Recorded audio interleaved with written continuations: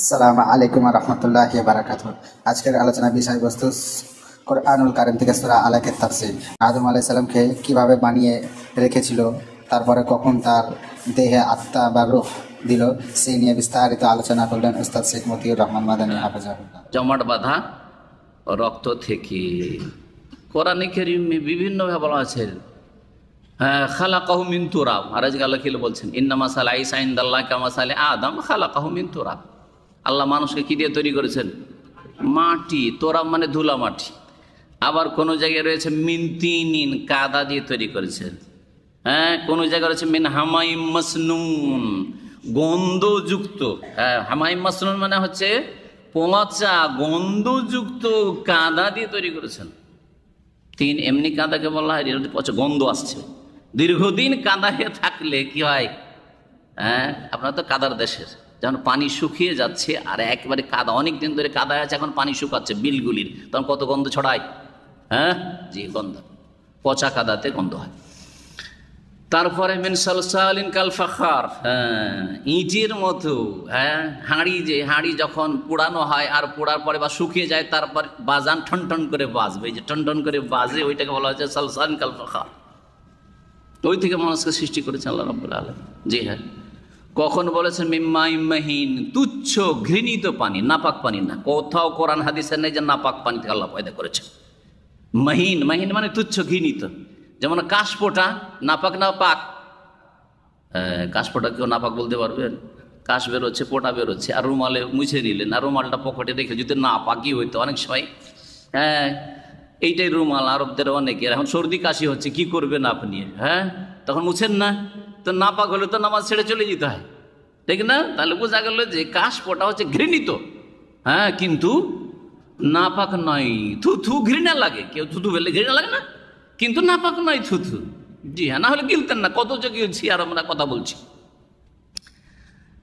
আর ওই রকমই হচ্ছে নুতফা, শুক্রবিন্দু, বীর্য, কি মহিন, তুচ্ছ ঘৃণিত পানি।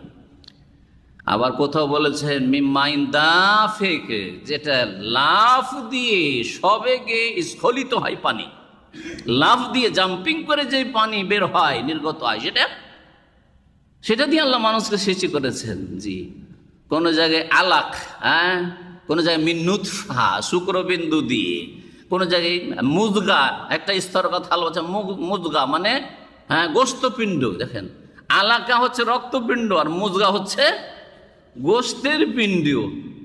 তাহলে এই যে এতগুলি কথা কোরআনে কারীম আছে, তো বিরোধ আছে নাকি? আল্লাহ কত রকম কথা বলছে রে। একবার বলছে মানুষকে মাটি দিয়ে তৈরি করেছি, একবার বলছে কাদা দিয়ে তৈরি করেছি, একবার পচা সরা কাদা দিয়ে, একবার বলছে ইট, ঠিকরে বুঝেন কি না জানি না, ইট যেটা ঠন ঠন করে বাজে, অথবা হাঁড়িগুলো যে বাজে সেটা। আর তারপরে আপনার কখনো বলছেন যে পানি দিয়ে, কখনো আর কিছু দিয়ে, কখনো আপনার জমাট বাঁধা রক্ত। কেমন কথা এগুলির সমন্বয় কি? দ্বন্দ্ব আছে না সমন্বয় আছে? সমন্বয় কি হইতে পারে? সহজ ভাষায় শোনেন।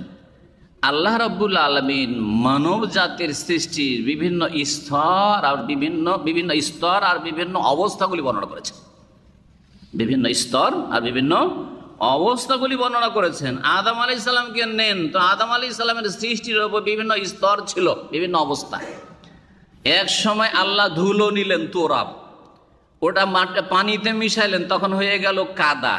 আর কাদাটাকে আল্লাহ বেশ কিছু সময় রেখে দিলেন, তখন সেই কাদাটা পচে হয়ে গেল হামাইম মাসনুন। তারপরে সেটা দিয়ে যখন আল্লাহ রাব্বুল আলামিন আদম আলাইহিস সালামের গোটা বডিটা তৈরি করলেন, আর তারপরে পড়ে থেকে শুকিয়ে গেল, তখন সেটা কি হইতো, ঠন ঠন করে বাজাইলে বাজে, যেমন ওই রকম।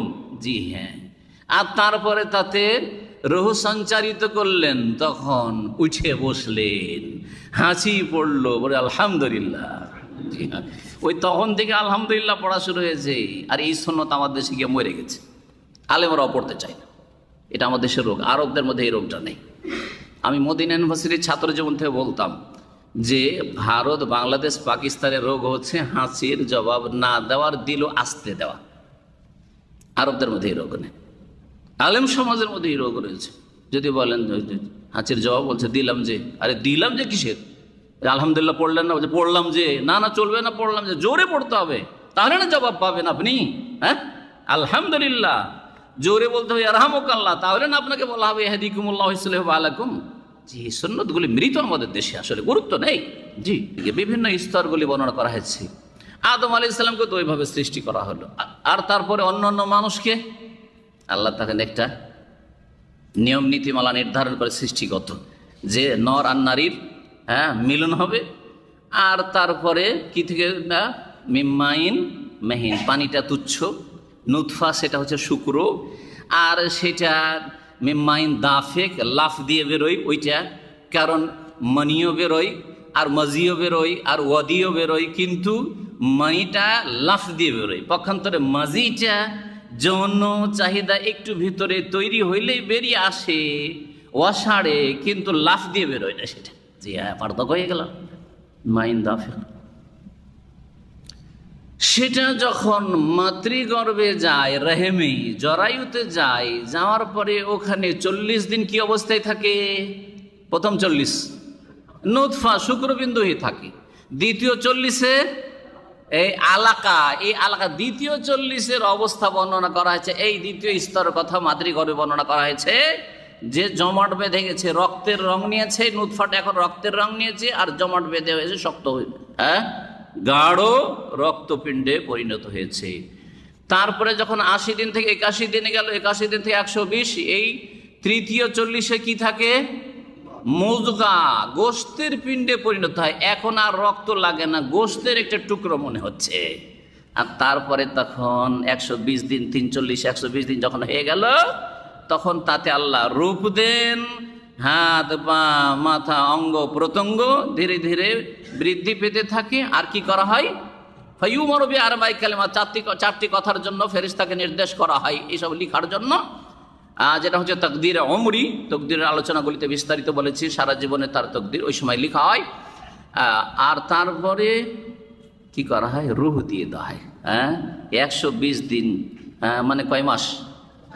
4 মাসের হইলে রূহ তাতে ফুঁকে দেওয়া হয়, সঞ্চারিত করা হয়। তখন থেকে একজন জীবন্ত মানুষের মতো, জীবন্ত মানুষ চলাফেরা করছে। কেউ যদি খুন করে, যত গোনা, মায়ের পেট থেকে যদি বাচ্চা নষ্ট করে, অ্যাবর্শন করে 120 দিনের পরে থেকে যে কোনো সময়, তাহলে ওই রকমই সেই ব্যক্তি কাতেলে নাফস, মানুষ হত্যাকারী। সুতরাং সাবধান, আজকাল খুব বেশি হচ্ছে, বিশেষ করে যখন জানতে পেরে নিচ্ছে যে মেয়ে সন্তান আছে, নিতে চাই না, আউযুবিল্লাহ। এটা তো কাফেররা করছে, অনেক মুসলিমরাই কাবিরা গুনাহ করে খুনি হচ্ছে। আর যারা মনে করে যে আমি খাওয়াই, আমার পিছনে আল্লাহ রাজ্জাক নেই, এই কথা শুধু নামে বিশ্বাস করে, না বিশ্বাসই করে না। তারা মনে করে যে ছেলে মেয়ে বেশি হয়ে গেছে, নেব না, সুতরাং যে কোনো উপায় হোক না কেন পয়সা খরচ করে গিয়ে নার্সিং হোমে নষ্ট করে। আল্লাহ যেন এসব লোককে হিদায়াত করেন, এবং এসব লোকের শার থেকে নিষ্পাপ শিশুদেরকে আল্লাহ যেন হেফাজত। ভিডিওটি ভালো লাগলে অবশ্যই শেয়ার করবেন। সূরা আলাকের তাফসীর ইউটিউবে সার্চ করবেন, শেখ মতিউর রহমান মাদানী হাফেজুল্লাহ নাম দিয়ে শেখ মতিউর রহমান অফিসিয়ালের চ্যানেলটি অবশ্যই পাবেন। আসসালামু আলাইকুম।